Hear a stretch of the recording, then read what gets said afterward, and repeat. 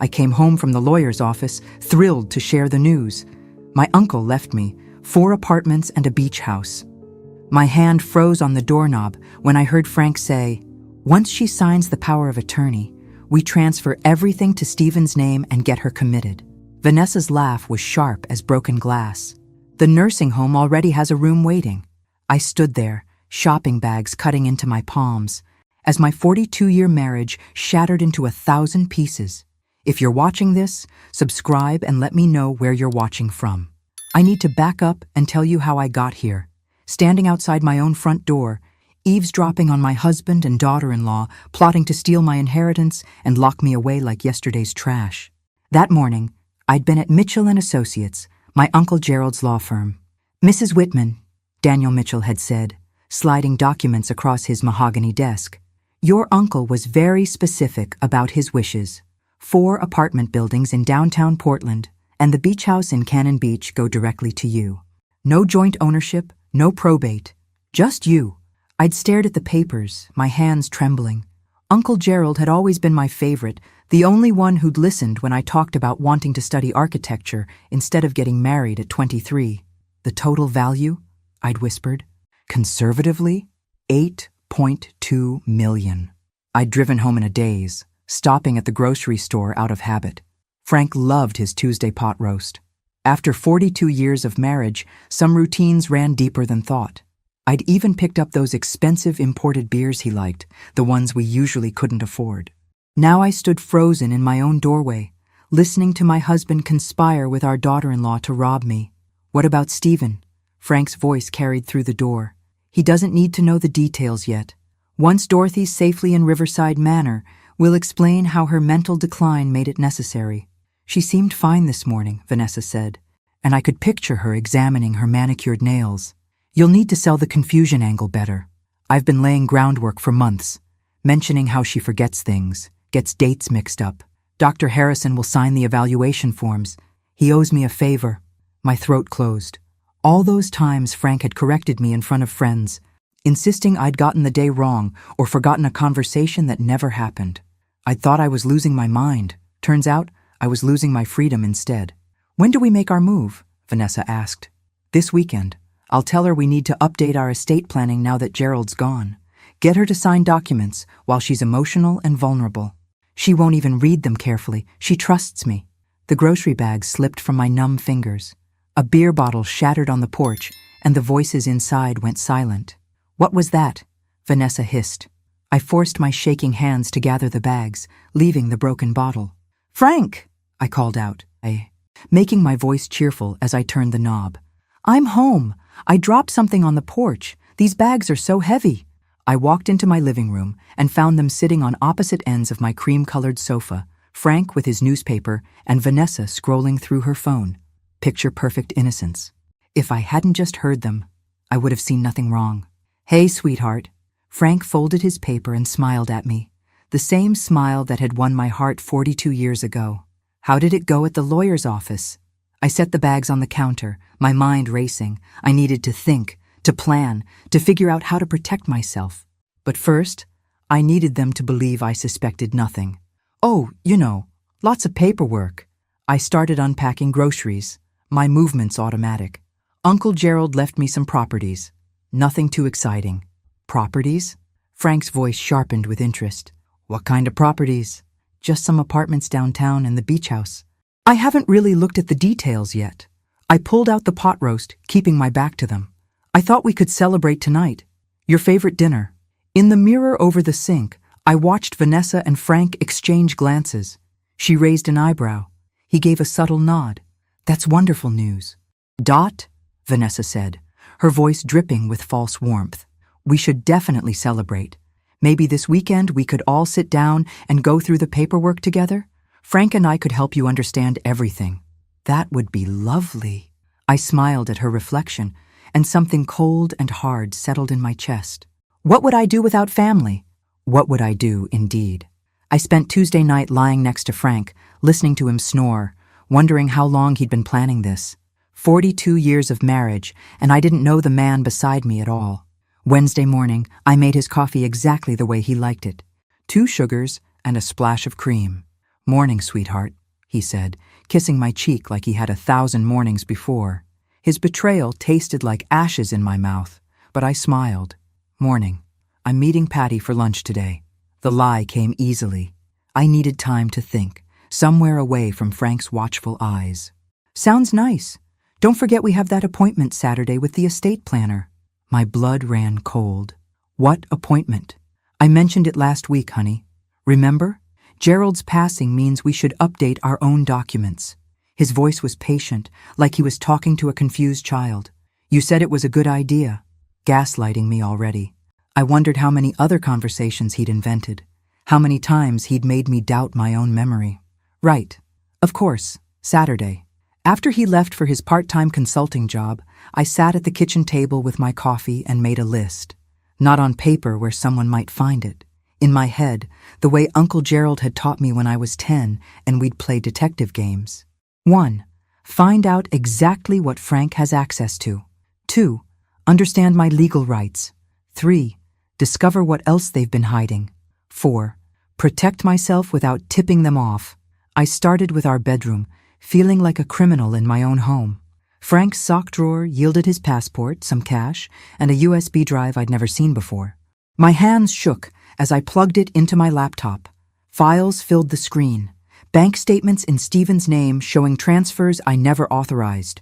Property deeds with forged signatures. My signature, dozens of times, on documents I'd never seen. He'd been practicing, getting the loops and curves just right. The scope of his deception made me dizzy.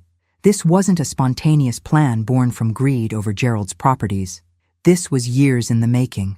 I photographed everything with my phone, uploaded it to a cloud account Frank didn't know existed, and put the drive back exactly where I'd found it. Next, I searched Vanessa's purse. She'd left it in the guest room yesterday, and women always kept their secrets in their purses. Credit card statements showed charges to online gambling sites. Thousands of dollars, and that was just last month. A business card for a loan shark with a New Jersey phone number was tucked in the side pocket.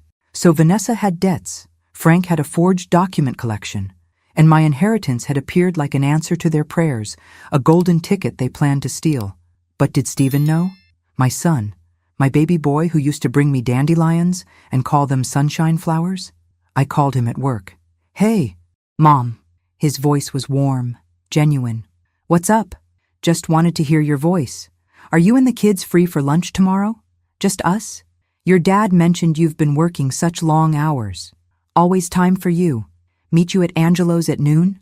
The relief that washed through me was physical. Stephen didn't know. Whatever poison Vanessa had been brewing, she'd kept it from my son. That afternoon, I drove to a different law office across town, one Frank wouldn't know about. The attorney, Linda Morrison, was around my age with sharp eyes and a firm handshake.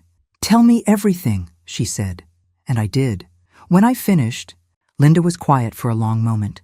"Mrs. Whitman, what your husband has done constitutes fraud, forgery, and conspiracy to commit elder abuse. You could have him arrested." "Not yet." I surprised myself with how steady my voice was. "I need to understand the full picture first. Can we protect my inheritance without alerting him?" Linda smiled. And it wasn't a kind smile. It was the smile of someone who dealt with men like Frank before and enjoyed watching them fall. "Oh, we can do much better than that." Thursday lunch with Stephen confirmed what I'd hoped. He knew nothing about Vanessa's gambling or Frank's plans. "Mom, you seem different," he said, studying my face across the table. "Not bad different, just sharper somehow. Your Uncle Gerald's death has made me think about things, about what matters." I reached across and squeezed his hand. "Stephen, if someone you loved was in trouble, you'd tell me, right?" His brow furrowed. "Of course. Is something wrong?" "Not yet," I smiled. "But promise me something. If your father or Vanessa ask you to sign anything related to my inheritance, call me first. Don't sign anything without reading it carefully." "Mom, that's a weird thing to ask." "Promise me." He promised, confused but sincere. My boy, my good boy, who deserved better than the viper he'd married.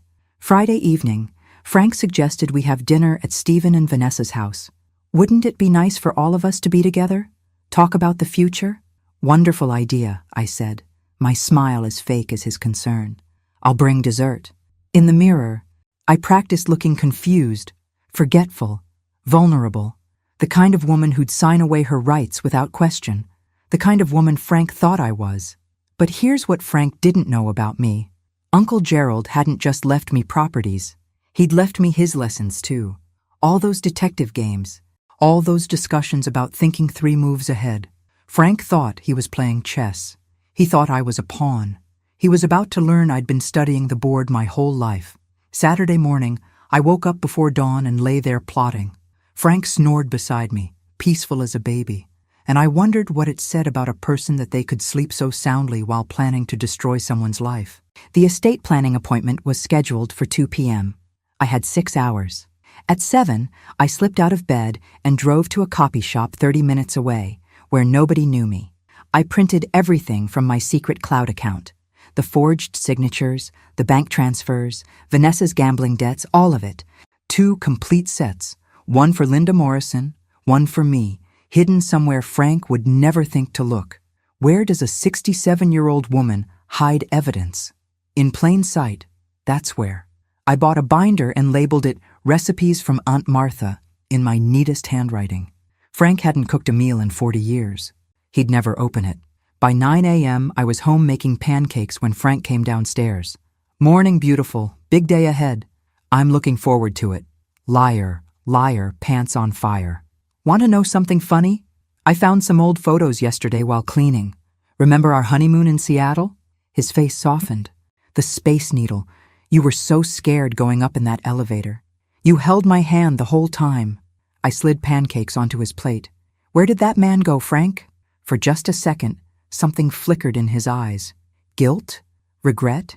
Then it was gone, replaced by his comfortable mask. I'm right here. Dot, I've always been right here. I almost believed him. That's how good he was. At 2 p.m., we sat in Mark Henderson's office, an estate planning attorney Frank had chosen. Mark was young, ambitious, with a handshake that lasted 2 seconds too long. So wonderful to meet you, Mrs. Whitman. Frank's told me so much about you. He spread documents across his desk, like playing cards. We want to make sure everything's protected, especially now with your inheritance. What exactly are we signing? I asked, reaching for the papers. Frank's hand covered mine. Don't worry, sweetheart. Mark will explain everything. I'd like to read them myself. I kept my voice pleasant but firm. Uncle Gerald always said never sign something you haven't read 3 times. Mark and Frank exchanged glances.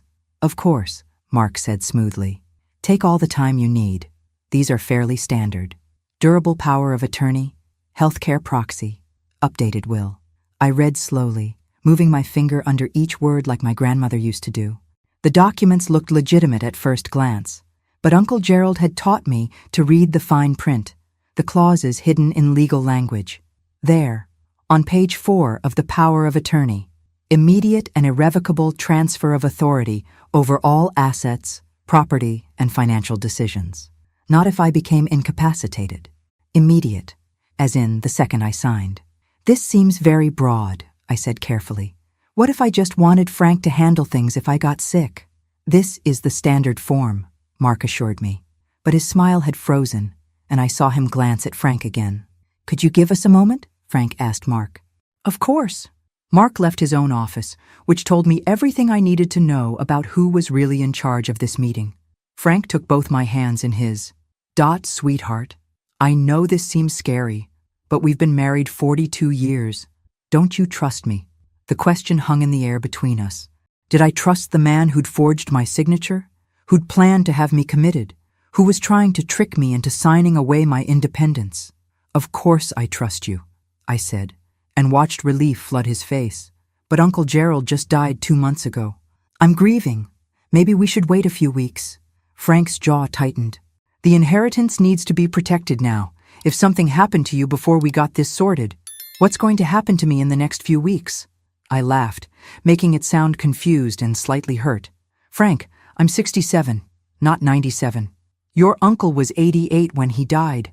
Unexpected things happen, Dot. Was that a threat? I looked at my husband and realized I didn't know anymore. The man I'd loved for 42 years was a stranger wearing a familiar face. I think I should talk to my own lawyer first, I said quietly. Frank's expression went cold. Your own lawyer? We've used Henderson and Associates for 20 years. For our wills, yes, but this is different. This is Uncle Gerald's gift to me. I stood up, gathering my purse. I'll call you next week, Mark. Thank you for your time. I walked out of that office with Frank calling after me, his voice tight with barely controlled anger. In the parking lot, he caught up with me. What the hell was that about? What was what about? I unlocked my car, embarrassing me in front of Henderson, questioning everything. You've never acted like this before. I've never inherited $8 million before. I met his eyes. Frank, why are you so desperate for me to sign today? What's the rush? He stepped back like I'd slapped him. I'm trying to protect you, to protect us. But if you don't trust me anymore, I didn't say that. You implied it. He shook his head. You know what? Fine. Take your time. Talk to another lawyer. But Dot? His voice dropped low. Money changes people. I hope it doesn't change you. I drove away with my hands shaking so hard I had to pull over after 2 blocks. Money changes people. Like it had changed him? Like it had turned my husband into someone willing to forge documents and plot my imprisonment? My phone buzzed. Linda Morrison. Call me as soon as you can. I called from the parking lot of a grocery store. What's wrong? Nothing's wrong. Everything's perfect. I filed your paperwork this morning. Your inheritance is now in an irrevocable trust with you as the sole beneficiary and trustee. Frank can't touch it. Nobody can touch it. Not unless you choose to give them access. The relief was so intense I had to rest my forehead against the steering wheel. Thank you. There's more. I did some checking on your husband. Dorothy, he's been planning this for a while. Want to know how I know? Tell me. He applied for your commitment to Riverside Manor 6 weeks ago, before your uncle even died. The parking lot spun around me. What? The facility confirmed it. He told them you'd had several episodes of confusion and aggression, that you'd become a danger to yourself. He filled out all the preliminary paperwork. Frank had been planning to lock me away before there was even money to steal, just to get rid of me, to be free. Why? The word came out broken, out. Linda was quiet for a moment. I think you should have someone look into your husband's activities, Dorothy. Private investigator, someone discreet. Because men who plan this carefully usually have a reason. After hanging up, I sat in my car and watched ordinary people do their ordinary shopping. A young mother with 2 kids. An elderly couple walking hand in hand. People whose spouses weren't trying to erase them from existence. My phone rang. Vanessa. Dorothy. Her voice was honey and poison. Frank told me about the meeting. He's so upset. I think you hurt his feelings. I didn't mean to. Of course you didn't. You're just overwhelmed. Why don't you come over for dinner tonight? Just family. We can all talk this through together. Together. Meaning Frank, Vanessa, and Stephen. 3 against 1. Perfect conditions for them to convince me I was being paranoid, difficult, ungrateful. That sounds lovely, I said. What time? Because I had my own plans for this dinner, and they were about to learn that underestimating a woman was the biggest mistake they could make. I stopped at an electronics store on the way home and bought something I'd never owned before. A small recording device disguised as a pen. The clerk, a teenager with purple hair, showed me how it worked. My mom uses one like this for her lectures, she said cheerfully. Super easy. Just click the top. Perfect. I added a second one, just in case. At home, Frank was in his office, door closed. I could hear him on the phone, voice low and intense. I pressed my ear against the door. Needs to sign by Monday. Henderson says we can't wait any longer. Once she starts talking to other lawyers, we're screwed. No, Stephen doesn't suspect anything. Look, if she won't cooperate, we'll have to accelerate the commitment timeline. I pulled away, bile rising in my throat. Monday. I had 3 days. I spent the afternoon in my sewing room, the one place Frank never entered, planning my next moves like Uncle Gerald had taught me. Think 3 steps ahead. Anticipate your opponent's moves. Never show your hand until you're ready to play. Step 1. Document everything at tonight's dinner. Step 2. Find out what Frank's hiding. Linda was right. There was more to this story. Step 3. Protect Stephen and the grandkids. Whatever explosion was coming, they shouldn't be caught in the fallout. At 5:30, I dressed carefully for dinner. Not too nice. Not too casual. The same blue cardigan Stephen had given me for Christmas. The pearl earrings Frank bought me for our 30th anniversary. I looked exactly like what I was supposed to be, a trusting wife and mother. The recording pen went in my purse. Frank drove us to Stephen and Vanessa's house, his jaw tight with tension. Just be reasonable tonight, Dot. That's all I ask. I'm always reasonable. I patted his hand, and he flinched slightly. Good. Let him wonder what I was thinking. Stephen opened the door, my grandchildren Kaylee and Brandon bouncing around his legs. Grandma! Brandon launched himself at me, and I caught him, breathing in his little boy smell of grass and sunshine. Hey, sweet boy, where's your sister? Kaylee, Grandma's here, he yelled toward the stairs. My 12-year-old granddaughter appeared, all long legs and self-consciousness, trying to act too cool for hugs but failing. I held her tight, memorizing this moment. Whatever happened, I'd make sure these kids were protected. Kids, go wash up for dinner, Vanessa called from the kitchen.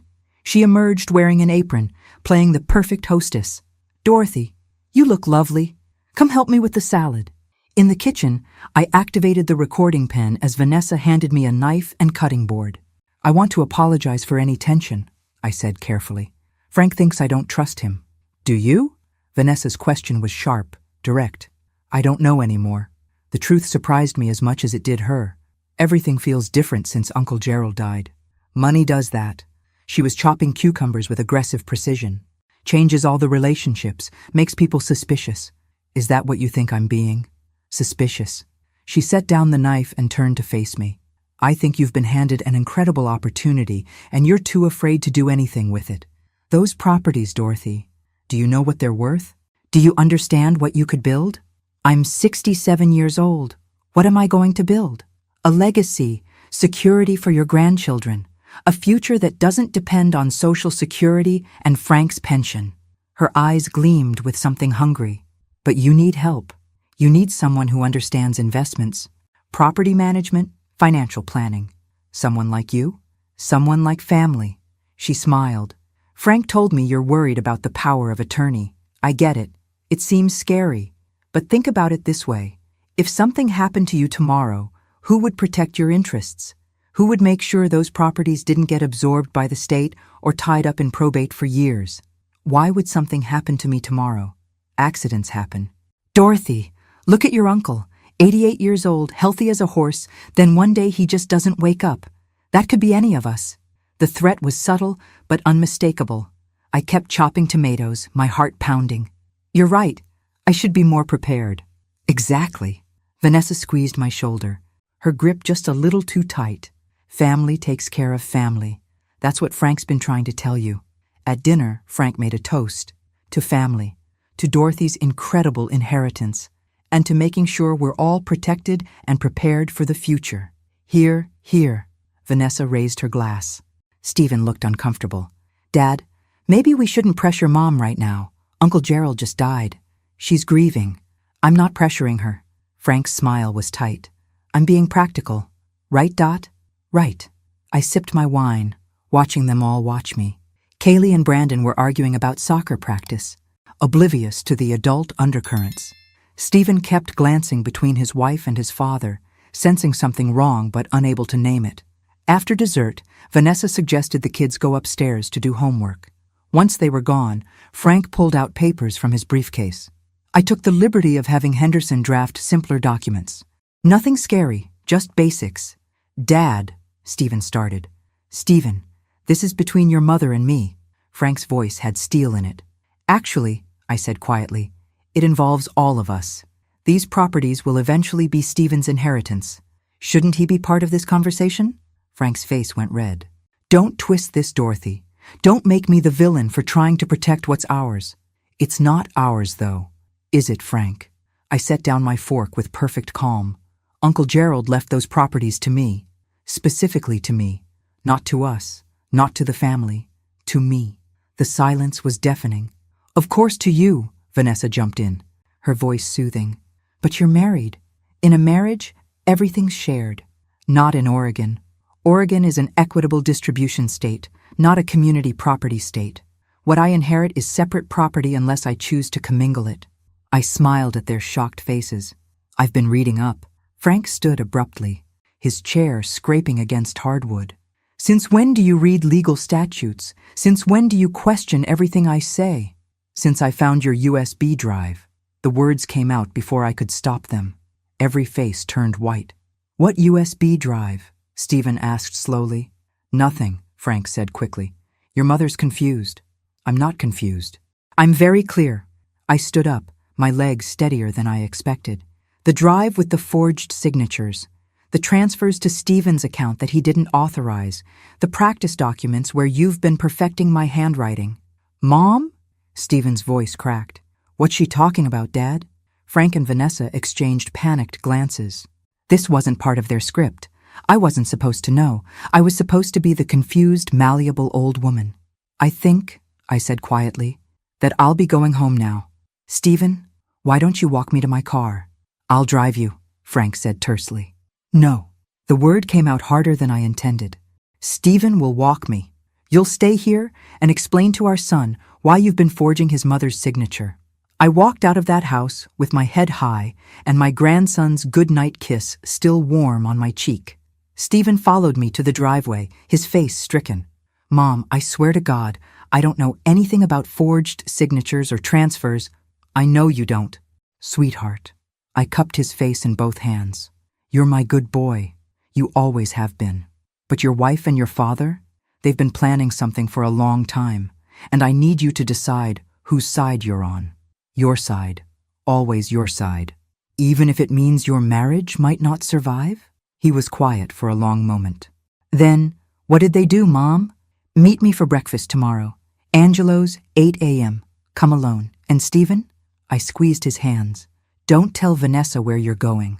I drove home through dark streets, my recording pen full of threats and lies, my heart full of purpose. Frank would be furious when he got home. There might be yelling, accusations, maybe worse. But for the first time in months, I wasn't scared.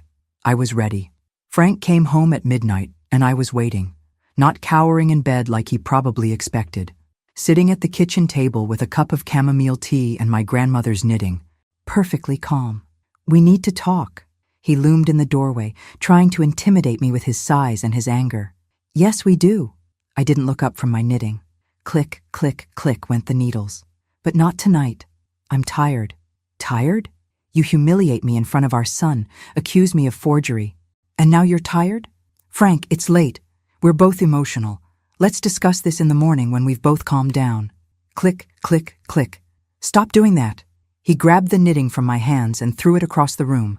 I looked at him then, really looked at him, and I didn't see my husband anymore.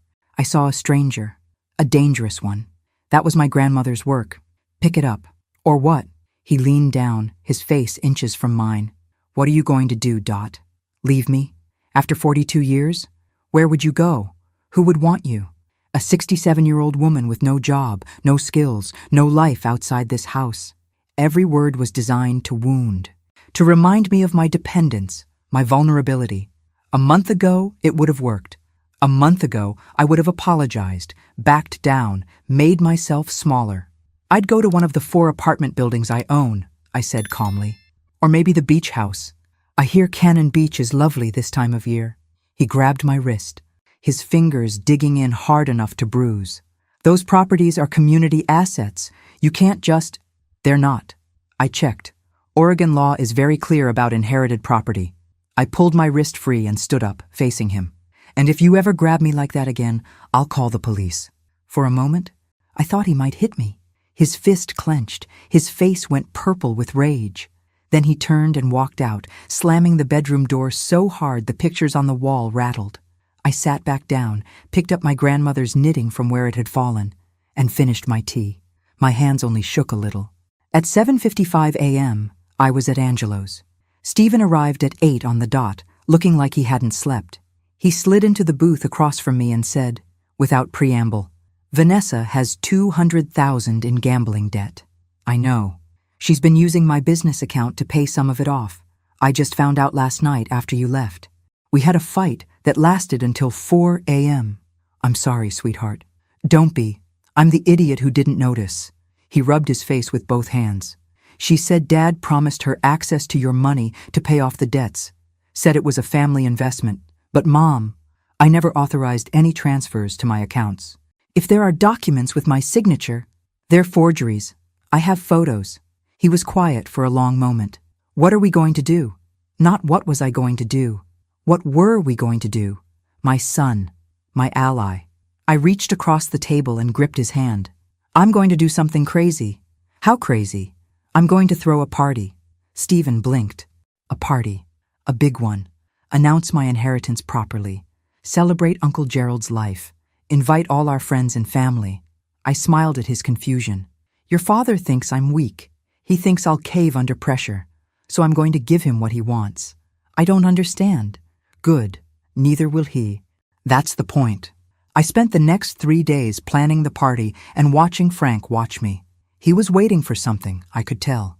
Waiting for me to break, to apologize, to come crawling back to ask what I should do with Uncle Gerald's complicated legacy. Instead, I sent out invitations to 30 people. I ordered catering. I bought a new dress, royal blue with a V-neck that made me look powerful instead of old. I hired a bartender and a server. Frank couldn't figure out what game I was playing. Why are you doing this? He asked Wednesday evening, watching me address envelopes at the dining room table. Uncle Gerald would have wanted a proper memorial, a celebration of life. I looked up at him with wide, innocent eyes. Don't you think? With 30 people and catering?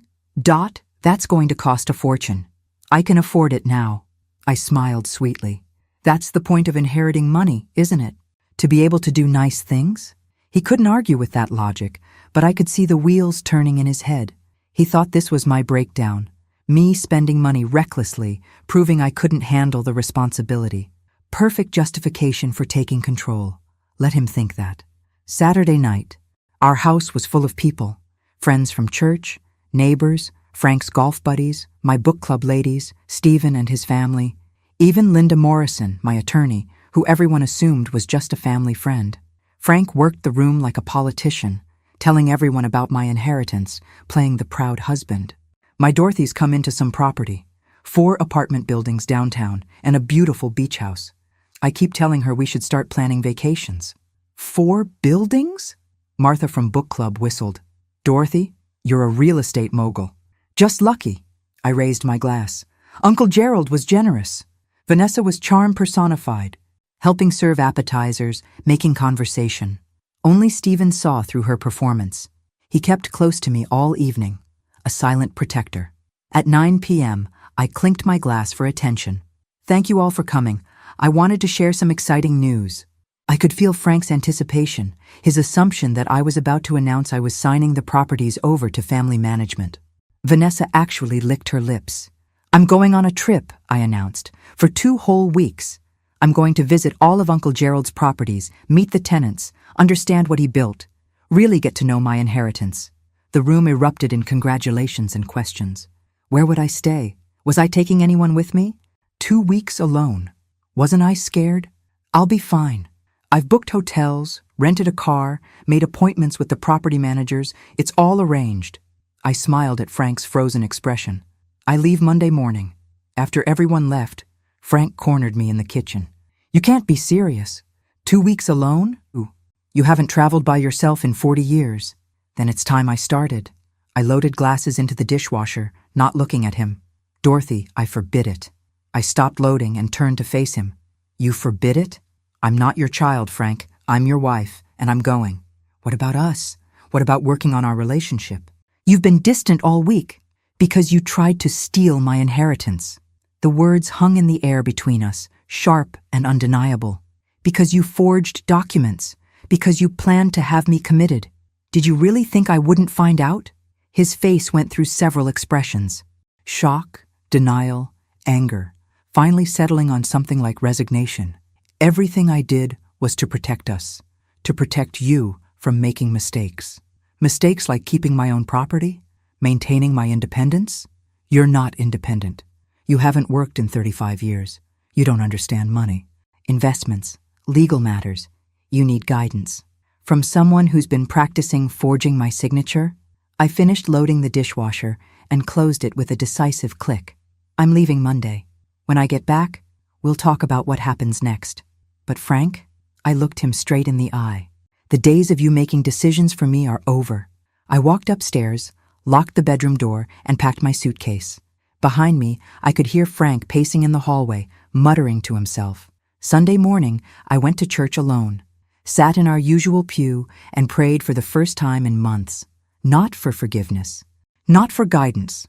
I prayed for strength to do what needed to be done. Linda Morrison texted me during the service. Investigator has news. Urgent. Call me. I called from the church parking lot. What did you find? Your husband has a storage unit you don't know about. In it, he has detailed financial records of your uncle's properties, documents showing he was tracking Gerald's health for the past year, and she paused. Dorothy, he has brochures from 3 different nursing homes, all dated from before Gerald died. My hands went numb. He was planning this for over a year. At least. The investigator also found something else. Regular payments to a woman named Christine Morrison, $2,000 a month for the past 3 years. I'll send you her address. She's in Seattle. I drove home in a daze. $65,000 in 3 years. For what? A mistress? Blackmail? Another secret I didn't know about? When I got home, Frank was in his office again, door closed. I packed the last of my things, hid Linda's folder deeper in my recipe binder, and went to bed early. Monday morning, I left at dawn while Frank was still sleeping. I didn't leave a note. I just drove away from my house, my husband, my old life, with my suitcase in the trunk and no idea what I'd find. But I knew one thing with absolute certainty. I wasn't coming back the same woman who left. The drive to Portland took me through familiar highways that felt brand new. Had the mountains always been this beautiful? Had the sky always been this huge? I called Stephen from the road. I'm on my way. Don't tell anyone where I'm going. Be safe, Mom. Call me if you need anything. My first stop was the apartment buildings. 4 brick structures in downtown Portland, built in the 1920s, beautifully maintained. The property manager, a cheerful woman named Patricia, gave me a tour. Your uncle was a wonderful landlord, she said, showing me tenant files. He kept rents reasonable, maintained everything promptly. People lived here for decades. I walked through the buildings, met tenants, saw the care Uncle Gerald had put into these places. He'd built something real, something that mattered. Mrs. Whitman? Patricia handed me a folder. Gerald left this for you. Said to give it to you when you came in person. Inside was a letter in his familiar handwriting. Dorothy, if you're reading this, I'm gone, and you're probably confused. Your husband has been asking questions about my properties for the past 2 years, wanting to know their value, their potential, if I'd consider selling. When I told him they'd be yours someday, he became very interested in my health, started suggesting I needed better medical care, perhaps a facility. It worried me, made me wonder what he might do if you suddenly came into money, so I structured things to protect you. The trust, the properties, all of it is designed to be yours alone. Don't let anyone take it from you. You're stronger than you know, much stronger than Frank ever gave you credit for. Live your life, kiddo, the one you should have had. Love, Uncle G. I cried in Patricia's office for 20 minutes. She brought me tissue and coffee and didn't ask questions. That night, in a hotel room overlooking the city, I called the investigator directly. Tell me about Christine Morrison. I can do better than tell you. I can show you. He sent photos to my phone. They showed Frank, with a woman who looked nothing like me. Younger, blonde, laughing. Photos of them at restaurants, holding hands, entering her apartment together. The timestamps went back 5 years. 5 years of lies. 5 years of him coming home to me and pretending. 5 years of I love you and good morning kisses, and lying beside me at night after spending the afternoon with her. I should have been devastated. Instead, I felt nothing. Just cold, clear rage. I called Linda Morrison. I want a divorce. I'll have papers drawn up, but Dorothy, there's more you should know about Christine. What more could there be? She's not his mistress. She's his business partner. They've been buying properties together, using forged documents to secure loans against your assets. The $2,000 a month? That's his share of the profits from their flips. He's been using your credit, your signature, your financial reputation to build a real estate empire you didn't know about. The room spun. How much? 7 properties. $3 million in loans. All of it technically in your name because he forged documents making you a co-signer. If any of it goes bad, you're liable. Not devastated anymore. Furious. I'd spent 42 years being faithful, being supportive, being the good wife while Frank built a whole secret life. Can we prosecute? Oh yes, fraud, forgery, identity theft. He could go to prison. Do it. I spent the rest of the week touring my other properties, making plans. The beach house was perfect, exactly as I remembered from visits as a child. Weathered wood, huge windows, the ocean close enough to hear. I could live here. Start over. Be myself instead of Frank's wife. Thursday afternoon, Stephen called. Mom, Dad's freaking out. He drove to Portland looking for you. The hotel said you checked out yesterday. I'm at the beach house. I'm fine. He's saying you've lost your mind, that you're having some kind of breakdown. Vanessa's backing him up, telling everyone you need help. Of course she is. Stephen, I need you to do something for me. Can you access your father's office, his computer? Why? Trust me. An hour later, Stephen called back. Mom, there are files here, business plans, property records, and they're all in your name, but I've never seen any of this before. Photograph everything. Upload it to the cloud, then lock his office and don't say anything. What is all this? Evidence. I looked out at the ocean, watching waves crash against the shore. Your father's been living a double life, Stephen, and it's about to catch up with him. Friday morning. A registered letter arrived at the beach house. Linda's firm had found me. Inside were divorce papers, fraud charges, and a restraining order against Frank. Also inside, photos the investigator had taken just that morning. Frank and Christine, at a bank, trying to secure another loan, using more forged documents. He didn't even stop when I left. He escalated. I called Linda. Serve him today, publicly. I want everyone to see. Are you sure? This will be ugly. Good. I'm done protecting his reputation. I stayed at the beach house all weekend, walking on the sand, thinking about Uncle Gerald's letter, the life I should have had. I'd given up architecture school to marry Frank, given up my dreams to support his career, given up myself piece by piece until I forgot who I was. Not anymore. Monday morning, I drove back to Portland. Not home, to Stephen's house. He answered the door looking exhausted. Dad's been calling nonstop.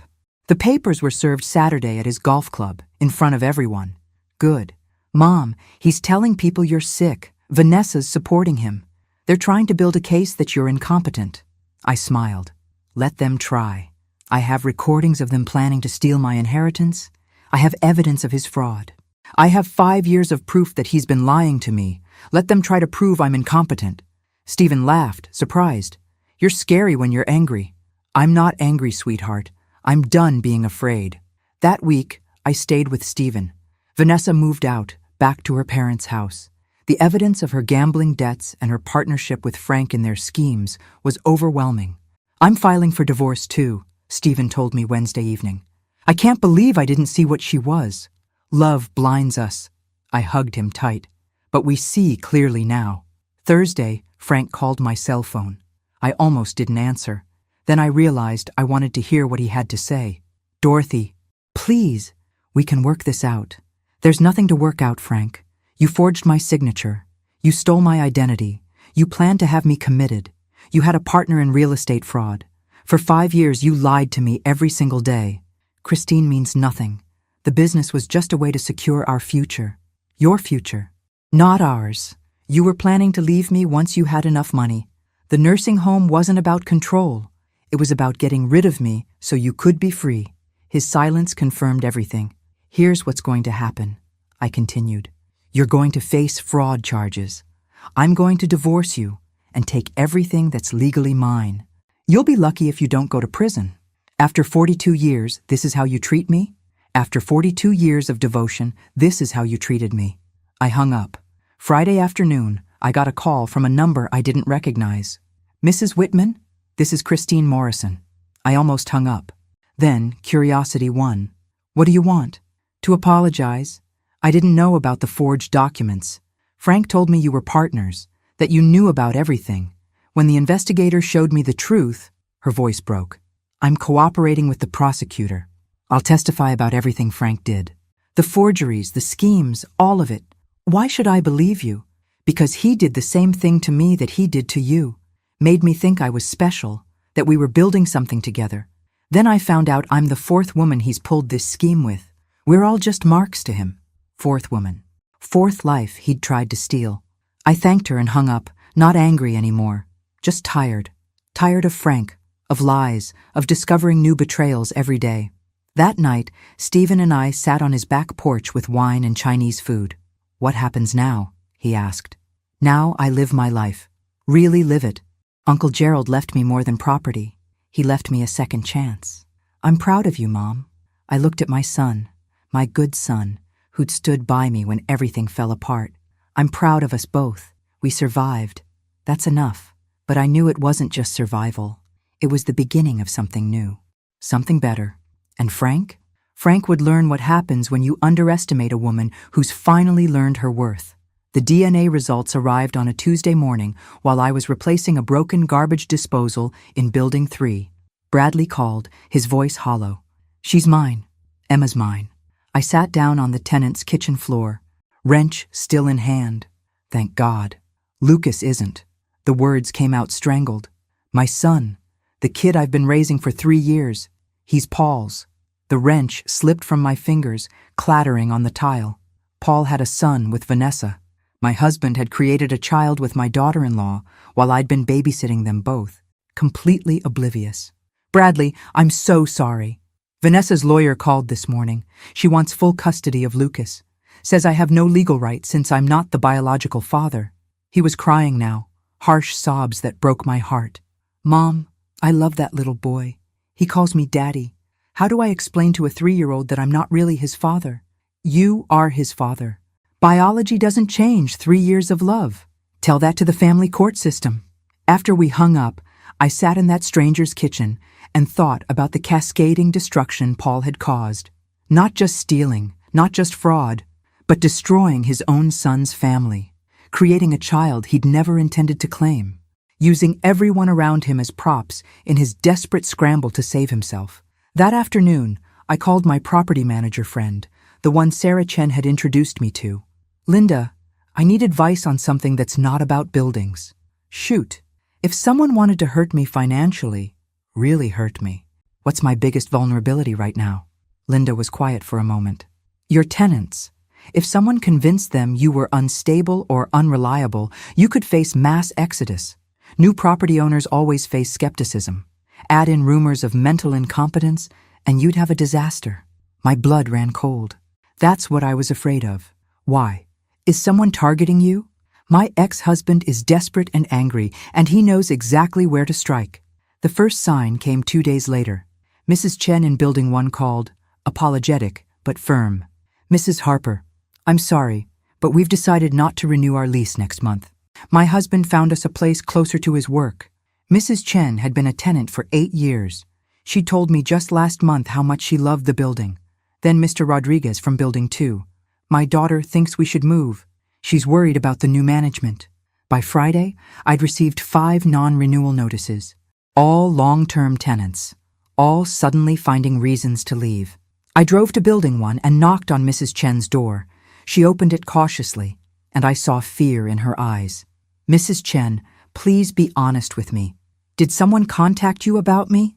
She glanced behind her nervously. "A man came by, said he was your husband, that you were having problems, memory issues, that the buildings might not be properly maintained anymore. Did he offer you money to leave?" "First month's rent free at a new place.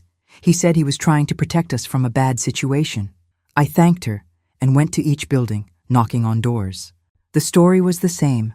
Paul had visited every tenant who'd given notice, spinning tales of my incompetence, offering incentives to leave, trying to tank my rental income and force me to sell at a loss. That evening, I called a tenant meeting at Building 1's community room. 18 people showed up, curiosity overriding caution. I stood at the front, hands shaking, but voice steady. "My name is Margaret Harper. Some of you have met a man claiming to be my concerned husband. I want you to know the truth."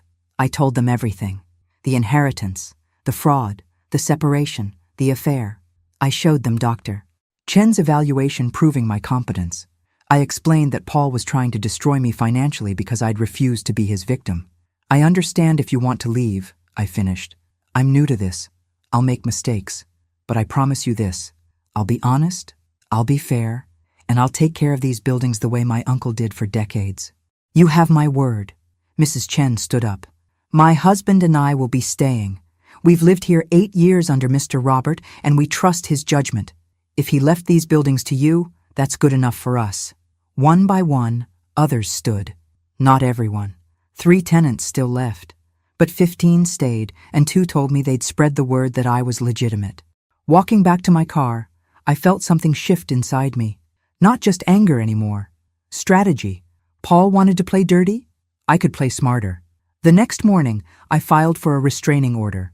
Harold helped me compile evidence, the tenant visits, the harassment at the beach house, the ongoing attempts to sabotage my business. The judge granted it immediately. Mr. Harper is to stay 500 feet from you, your properties, and your tenants, the judge said. Violation will result in arrest. I left the courthouse feeling like I'd won a battle, not realizing the war was just beginning. That afternoon, my phone rang. Unknown number. I almost didn't answer. Mrs. Harper, this is Detective Sarah Morrison with Portland PD. We need to talk about your husband. My stomach dropped. What about him? He's filed a police report claiming you've stolen $4 million in assets that rightfully belong to the marital estate. We need you to come down to the station. I sat in my car, hand gripping the phone. Of course. When restraining orders didn't work, Paul escalated. If he couldn't harass me directly, he'd use the legal system to do it for him. I'll be there in an hour, I said, with my attorney. Harold met me at the station, briefcase in hand. Don't say anything without me present.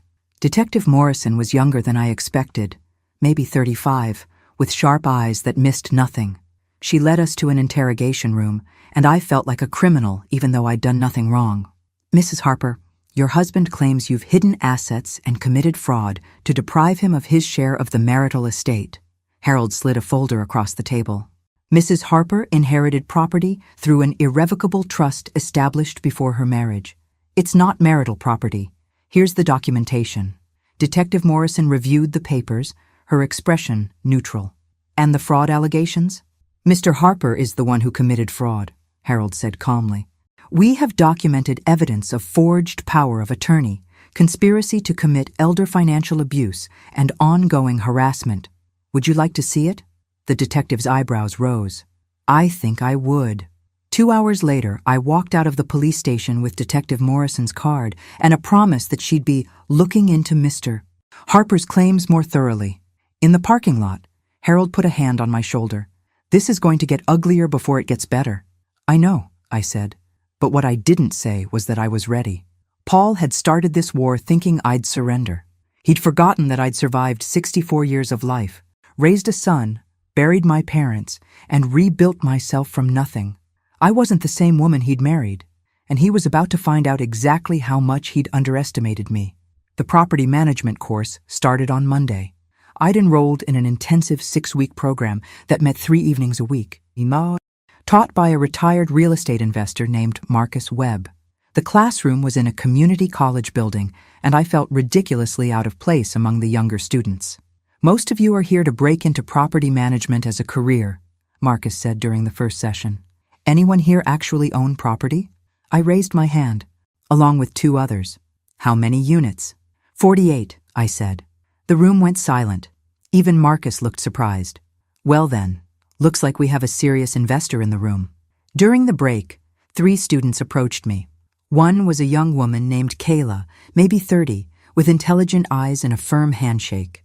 Mrs. Harper, I'm graduating with my property management certification next month.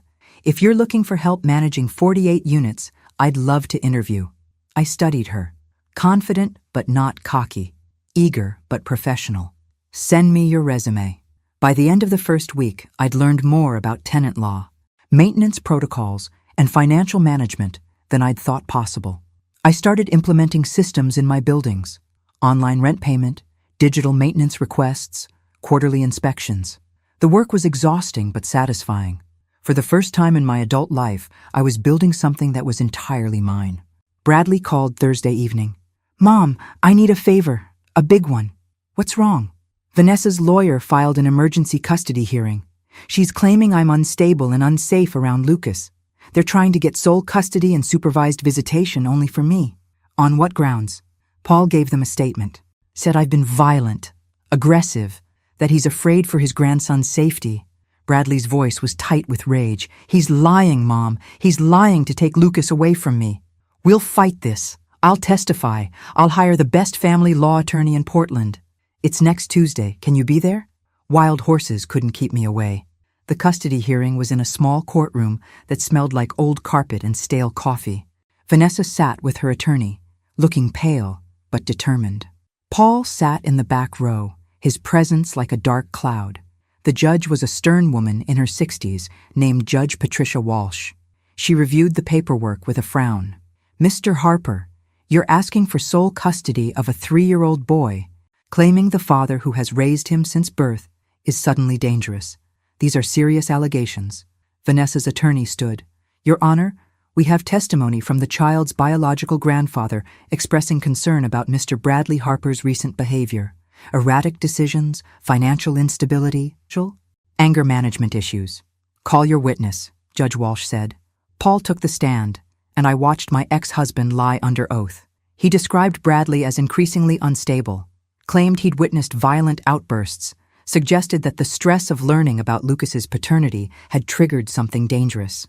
It was all fiction, carefully crafted fiction designed to destroy our son. When it was Bradley's turn, his attorney called me to the stand. Mrs. Harper, you're Bradley's mother. How would you describe his relationship with Lucas? Lucas is the center of Bradley's world. He coaches his t-ball team, reads to him every night, takes him to the park every Saturday morning. The biological test results were devastating for Bradley, but they didn't change his love for that little boy. And Mr. Paul Harper's testimony about Bradley's instability? I looked directly at Paul. Paul Harper is a liar. He's been lying for years. He had an affair with his daughter-in-law, fathered a child with her, and is now weaponizing that child to punish our son for supporting me. Every word he said on this stand is designed to hurt Bradley, not protect Lucas. Vanessa's attorney objected, but Judge Walsh held up her hand. I want to hear this. Continue, Mrs. Harper. I told the judge everything. The fraud, the affair, the restraining order, the police report. I watched Paul's face turn red, watched Vanessa sink lower in her chair. Your Honor, I finished. Paul Harper is using this child as a weapon. He doesn't care about Lucas's well-being. He cares about punishing me and Bradley for refusing to be his victims. Judge Walsh was silent for a long moment. Mr. Harper, please approach the bench. Paul stood, confident swagger in place. The judge's next words wiped it away. Mr. Harper, I've been a family court judge for 23 years. I've seen many things, but using a child as ammunition in an adult vendetta is perhaps the most despicable. I'm ordering an immediate investigation into allegations of fraud and perjury. Bailiff, please escort Mr. Harper out of my courtroom. The bailiff moved toward Paul, and the swagger disappeared. Your Honor, I have a right to— You have the right to remain silent, Judge Walsh interrupted. I suggest you exercise it. As they removed Paul from the courtroom, Judge Walsh turned to Vanessa. Ms. Thompson, sole custody is denied. Joint custody will remain in place pending investigation of these allegations. If I find that you knowingly used fraudulent testimony to deprive Mr. Bradley Harper of his parental rights, you will face consequences. Do you understand? Vanessa nodded, tears streaming down her face. Outside the courthouse, Bradley pulled me into a fierce hug. Thank you, Mom. Thank you. That's what mothers do, I said. We protect our children, even from their fathers. But as we walked to our cars, I couldn't shake the feeling that Paul wasn't done. Cornered animals were the most dangerous, and I'd just backed him into a very tight corner. That night, back at the beach house, I poured myself a glass of wine and stood on the porch watching the waves. My phone rang. Detective Morrison. Mrs. Harper, I thought you should know. We've opened a formal investigation into Paul Harper. Based on the evidence you provided and the incident in family court today, we're looking at charges of fraud, perjury, and conspiracy. Will he go to prison? If we can prove everything? Possibly. These are serious charges. After she hung up, I should have felt victorious. Instead, I felt exhausted. This wasn't what I'd wanted. I'd wanted a quiet retirement, maybe some travel, time with my grandchildren. Instead, I'd gotten war, but I'd also gotten something else. The knowledge that I was strong enough to fight, that I didn't need Paul or anyone else to protect me, that at 64, I was just beginning to understand who Margaret Harper really was, and she was formidable. The police investigation moved faster than I expected. Detective Morrison called me in twice more, each time asking detailed questions about the forged documents, the tenant harassment, and Paul's behavior at the beach house. "We're building a strong case," she told me after the second interview. "But I need to warn you, he's getting desperate. Desperate people do unpredictable things." I increased security at all 4 buildings, installed cameras, changed locks, hired a night patrol service. At the beach house, I added motion sensor lights and a security system that connected directly to local police. Kayla started working for me 3 days a week, handling tenant communications and maintenance scheduling. She was efficient, professional, and asked smart questions. Having help lifted an enormous weight. "Mrs. Harper," she said one afternoon while reviewing maintenance requests, "these buildings are in excellent shape. Your uncle really knew what he was doing. He taught himself everything from books and experience, never even finished high school. That's impressive. Most property owners with this many units have professional management. I'm learning." I pulled up the financial spreadsheets I'd been maintaining. "But there's so much I don't know." "You're doing great for someone who inherited these 3 months ago." Kayla paused. "Can I ask you something personal?" "Sure. Why do this yourself? You could hire a management company, collect the checks, and never worry about broken water heaters at 2 a.m. I thought about that. Because Uncle Robert built this with his own hands, his own knowledge. If I just handed it off to strangers, I'd be losing the last connection to him. This is his legacy. I want to honor it by understanding it." Kayla smiled. "He chose the right person to leave it to." That Saturday, I drove to Portland to have lunch with Bradley. We met at a diner near his house, neutral territory where we could talk without the weight of family history pressing down. "How's Lucas?" I asked. Confused, he keeps asking why he can't see Grandpa Paul anymore. Bradley stirred his coffee absently. "How do I explain that his grandfather is a monster without making him feel like he's connected to something bad? You don't. He's 3. You just love him and protect him and let him figure out the complicated stuff when he's older. The DNA results changed everything and nothing. I look at him and I still see my son, but now I also see Paul, his expressions, his laugh.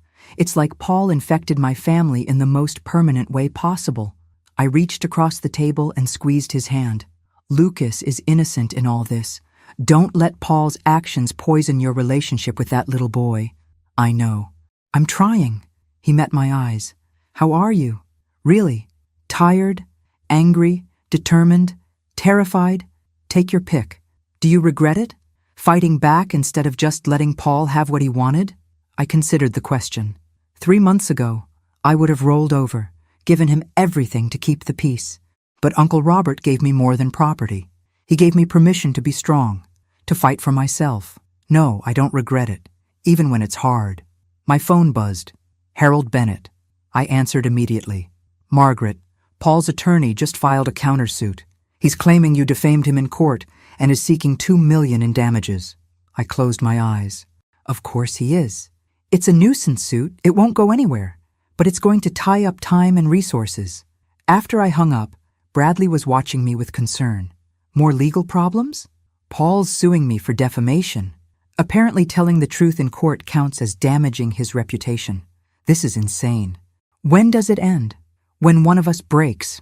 I gathered my purse. And it's not going to be me.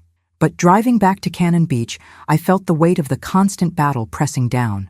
Every time I took a step forward, Paul found a new way to drag me back. The legal fees were mounting. The emotional toll was exhausting. How long could I keep this up? At the beach house, I found something that made my blood run cold. Someone had spray-painted a message on my garage door. "Thief." I called the police immediately. They came, took photos, dusted for fingerprints. The investigating officer was sympathetic but not optimistic. With the restraining order, if it was your ex-husband, he violated it. But we'd need proof. Do your cameras cover this angle? They didn't. I'd focused on the doors and windows, not the garage. That night, I couldn't sleep. Every sound made me jump. The house that had felt like sanctuary now felt violated. Unsafe. At 2 a.m., my phone rang. Unknown number. I almost didn't answer. "Margaret." Paul's voice was slurred, drunk. You think you've won. You think you destroyed me. But I still have cards to play. This call violates the restraining order. Sue me. Add it to the list." He laughed bitterly. "You know what's funny? I actually loved you once. Really loved you. But you were never enough. Never exciting enough. Never ambitious enough. Just safe. Boring. The words should have hurt. Instead, they clarified everything. Paul, I don't care if you loved me or not. I don't care what you think of me. I just want you out of my life. Too bad. We're connected forever now. Through Bradley, through Lucas. You can't escape me, Margaret. I'll always be there in the background, reminding you that you're not as strong as you think you are." I hung up and immediately forwarded the recording to Detective Morrison and Harold. Let him threaten me. Every threat was more evidence, more ammunition. But lying in bed afterward, I couldn't stop shaking. This wasn't just about money anymore. Paul wanted to destroy me completely, and I wasn't sure I had the strength to keep fighting. The next morning, Rebecca called. "I'm coming to visit. Don't argue. I'm already at the airport." She arrived that afternoon, took one look at my face and pulled me into a hug. "You look like hell, Maggie." "I feel like hell." We walked on the beach and I told her everything. The vandalism, the lawsuit, the phone call. Rebecca listened without interrupting, her jaw getting tighter with each revelation. "You need to end this," she finally said. "Not by giving up, by going on offense." "What do you mean?" "Stop reacting to Paul's attacks and start attacking back. Find his weakness and hit it hard." "I don't know what his weakness is." Rebecca stopped walking and looked at me. "Yes, you do. His ego, his reputation, his belief that he's smarter than everyone. Use that." She was right. Paul's entire identity was built on being the successful consultant, the respected businessman, the charming manipulator. What if I exposed all of it? "I need to make some calls," I said. Walking back to the house with my sister beside me, I felt something shift. Rebecca was right. I'd been playing defense, trying to protect what was mine. But defense only got you so far. It was time to play offense. And Paul Harper was about to discover that Margaret Harper was done being anyone's victim. The plan came together over the next week. Harold connected me with a forensic accountant named David Chen, no relation to my neuropsychologist. David specialized in uncovering financial fraud, and he agreed to audit Paul's business records. "If he's been hiding money or cooking books, I'll find it," David promised. Failed businesses usually have interesting financial trails. While David worked, I reached out to Paul's former clients, not to badmouth him, just to ask questions. How long had they worked with Paul? Why had they ended the relationship? Were there any concerns about his professional conduct? The responses were illuminating. 3 clients mentioned money that had gone missing. 2 described projects Paul had billed for but never completed. 1 suspected he'd been using their business accounts for personal expenses. "This is embezzlement," Harold said when I showed him the evidence. "If we can prove it, Paul won't just face civil charges. He'll face criminal prosecution. How long will it take? David needs another week to trace everything. But Margaret, once we file this, there's no going back. Paul could go to prison for years." I thought about Bradley, about Lucas, about the ripple effects of destroying Paul completely. Then I thought about the spray-painted garage, the midnight phone calls, the custody hearing where Paul had lied under oath to hurt his own son. "File it," I said. David Chen's report arrived on a Tuesday morning. 147 pages documenting a decade of financial misconduct. Paul had been embezzling from clients for years, covering his tracks with shell corporations and falsified invoices. His consulting business hadn't failed because of the economy. It had failed because he'd been stealing from it. The total amount, over $800,000. "This is fraud on a massive scale," David explained in Harold's office. "He's been running a Ponzi-style scheme, using new client money to pay old client obligations while skimming off the top. When the client base dried up, the whole thing collapsed. Can we prove it in court? Every transaction is documented. Bank records, invoices, email correspondence. This is airtight." Harold looked at me seriously. "Once we file this with the police and the State Bar Association, Paul's life as he knows it is over." "Are you absolutely certain?" I thought about Mrs. Chen and the other tenants Paul had tried to drive away, about Bradley fighting for custody of Lucas, about the forged power of attorney and the plan to have me committed, About 38 years of marriage built on lies I'd been too trusting to see. I'm certain. We filed the complaint that afternoon. By evening, Detective Morrison called. "Mrs. Harper, the district attorney wants to meet with you tomorrow. This is bigger than we initially thought." The DA's office was downtown, sterile and bureaucratic. District Attorney Richard Walsh, no relation to the family court judge, was a no-nonsense man in his 50s with sharp eyes. "Mrs. Harper, if this evidence holds up, we're looking at multiple felony charges: wire fraud, embezzlement, money laundering. Your ex-husband could face 20 years in federal prison." The number hit me like a physical blow. 20 years. Paul would be 84 when he got out. "I need you to understand the implications," Walsh continued. "This will be public, messy. Every detail of your marriage will be examined. The affair, the custody battle, everything. Are you prepared for that?" "Yes," I said, more confidently than I felt. "Good. We'll need your full cooperation. Testimony, documents, anything that supports the timeline of his fraudulent activity." Walking out of the DA's office, I felt simultaneously powerful and terrified. I just set in motion something that couldn't be stopped. Paul would be arrested, his reputation destroyed, his freedom taken, and I'd done it. That evening, Bradley called. "Mom, what did you do? Paul's attorney just contacted me. They're threatening to file harassment charges against you for malicious prosecution." I filed a complaint with the DA about Paul's business practices. They investigated and found evidence of fraud. Fraud? What kind of fraud?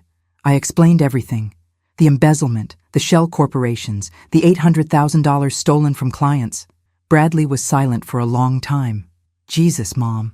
He's going to prison." "Yes. And you're okay with that?" "Are you?" Bradley sighed. "I don't know. He's still my father. But after everything he's done, maybe this is what he deserves." 2 days later, Paul was arrested. It happened at his studio apartment at 6 a.m. I know because Detective Morrison called to tell me. "He's being arraigned this afternoon. Bail hearing tomorrow. Thought you'd want to know." I drove to Portland for the arraignment. Sitting in the back of the courtroom watching Paul in an orange jumpsuit, hands cuffed, looking older and smaller than I'd ever seen him. The charges were read: 16 counts of wire fraud, 8 counts of embezzlement, 4 counts of money laundering. The judge set bail at $500,000, which Paul couldn't possibly afford. He looked up, scanning the courtroom, and our eyes met.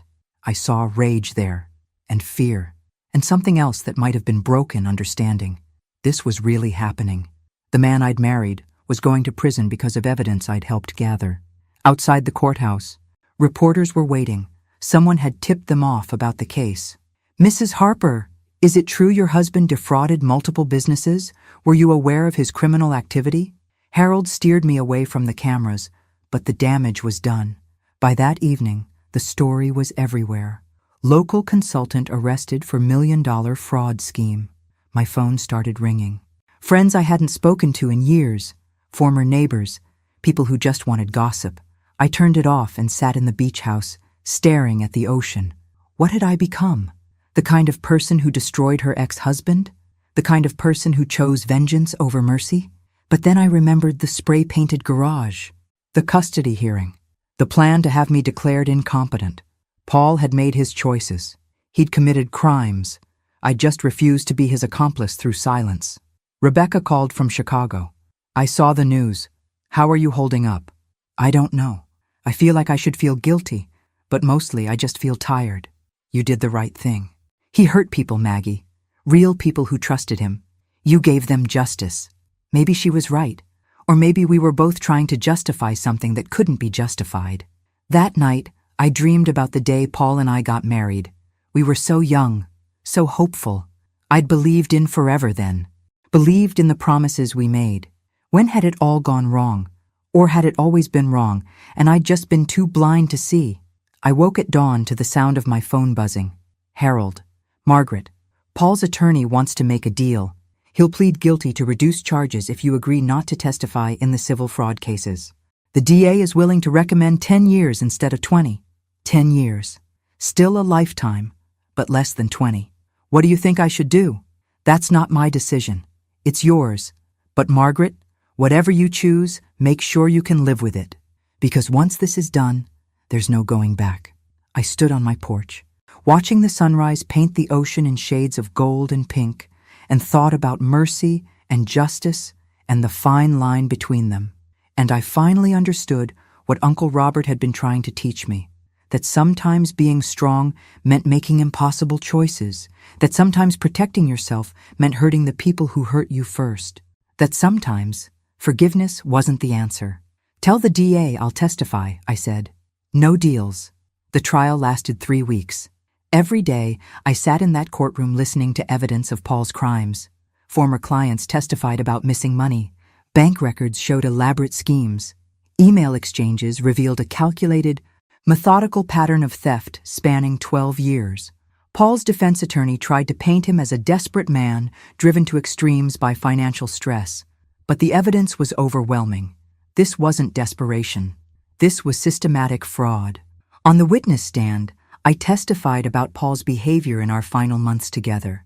The secrecy, the lies, the plan to have me committed. The defense attorney tried to make me look vindictive.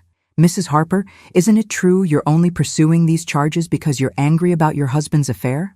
"No," I said calmly. "I'm pursuing these charges because he stole $800,000 from people who trusted him. The affair is between him and his conscience." The jury deliberated for 6 hours. When they returned, Paul wouldn't look at me. "On the count of wire fraud, how do you find?"